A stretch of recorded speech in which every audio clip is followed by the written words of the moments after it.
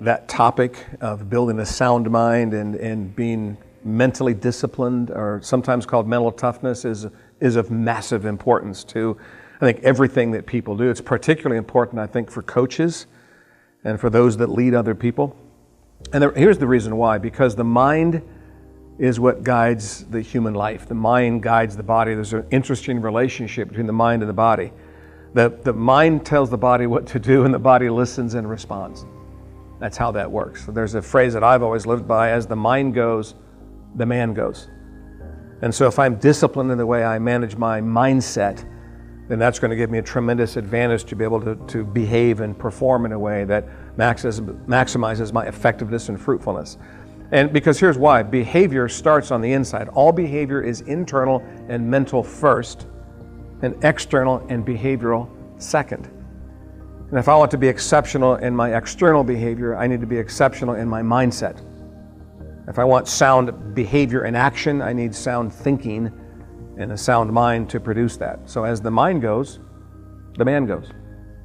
There's been a tremendous amount of emphasis in athletics about physical performance, obviously. And so we practice and skill building and nutrition and hydration, sleep, lifting, running, and all that is tremendously important. But in recent years, the athletic world has certainly discovered the mental realm. And the reality is this, back to what I said a moment ago. So the mind tells the body what to do, and the body listens and responds. So the messages that my mind, as an athlete, the messages my mind sends to my body has a tremendous impact on performance. Here's how I say it, here's how I look at it. If I train here physically, but I train here mentally, under pressure, what will happen to my performance? It'll pull it down. So mindset determines level of physical capability. If I train here physically, but I train here mentally, what happens under pressure? My mindset pulls me up. So here's what we know about human performance. Under pressure, you do not rise to the occasion, you rise or sink to the level of your training. So elite performers train physically and mentally. And we now know that performance, there's a tremendously high percentage of performance that's mental. The sound mind is necessary for practice. The sound mind is necessary for off-season training. The sound mind is necessary for teaming and trust and culture and cohesion on a team. And the sound mind is necessary for performance in competition, on the floor, in basketball, or on the field in football. So if I want to perform at the highest level physically, I need to be disciplined at the highest level mentally. And that's just a fact of the way the universe functions. I've been at this for 30 years. And I work with businesses and hospitals and banks and teams and coaches. I work across a wide spectrum of environments. And here's what I've seen, and I've been an athlete. I ran track at UCLA. I've been in these highest levels of competition. Here's what I see in the coaching realm. Every coach I've ever heard asks and challenges his players to be mentally tough. I hear it all the time. Constant. But coaches don't always show athletes how to be mentally tough. That's the first thing. And if you want to frustrate your athletes, challenge them and tell them to be mentally tough, but then don't show them how. That's frustrating.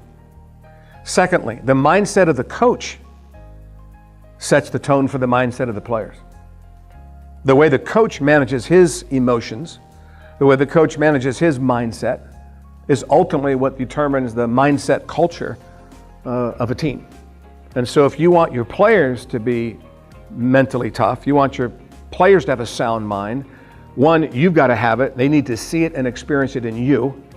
And then number two, you better show them how. You better know the mechanics of a sound mind. And I think a lot of coaches can get a lot better at both of those. Here's one for like Coach Meyer, and I talk about this all the time. I ask him this. I said, when you stand before the throne of God, is he going to ask you about your win-loss record? Coaches are afraid of losing. Don't be afraid of losing. What you should be afraid of is not being obedient to what God has asked you to do.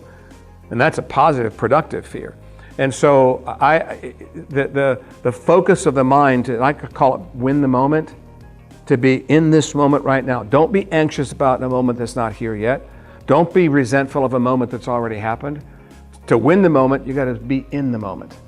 And I've seen this, and a lot of coaches and athletes do this a lot, is they lose the moment because they allow the future or the past to rob them of the one moment they have, this one. God is asking us to win this moment right now. Yesterday's gone, tomorrow's not here yet. Be in the moment, win the moment. That's where my mind needs to be. And fear doesn't allow us to do that. Love, strength, sound mind keeps us in the moment. So one of the things to keep in mind is that sometimes what gets our attention distracts us from what really matters. And here's a simple way to say it. Just because something gets your attention doesn't mean it deserves your attention. And that ability to find and focus on what matters is how to discipline yourself in that first step of the mindset process, focus. Find and focus on what matters, not necessarily what gets your attention. One of life's most powerful skills is the ability to untether from something that's got your attention that doesn't deserve your attention. And then refocus on what matters. That's a tremendous skill. And I see all the time people giving attention and energy to things that don't really matter. Mental Health 101, control the controllables. Focus on what matters. Just because something gets your attention doesn't mean it deserves your attention.